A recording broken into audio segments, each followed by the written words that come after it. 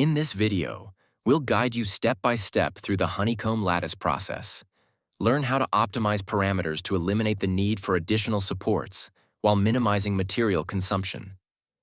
You'll also get tips for avoiding incomplete cells at the edges, making powder removal easier. If you are working with a printing process that requires support structures, you can take this into account when creating a honeycomb structure. After loading the part into the software, first check if the part contains any errors. Then go to the Lattice menu and activate the Honeycomb Lattice function. You can now adjust the global settings for the honeycomb structure. Start by defining the parameters such as wall thickness, honeycomb diameter, and the spacing between the cells according to your requirements. To make it easier to remove the powder after printing, remove the marked area.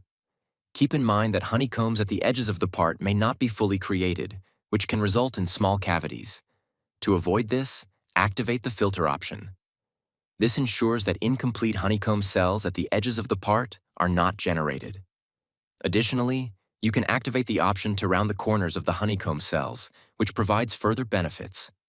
Another important step is setting the angle for the self-supporting feature to ensure the structure can be printed without additional support structures.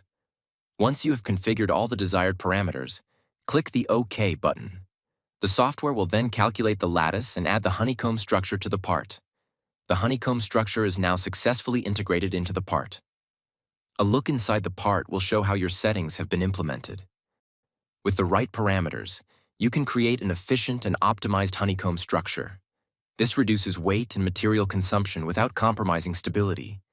Additionally, the structure is designed in such a way that no extra support structures are needed.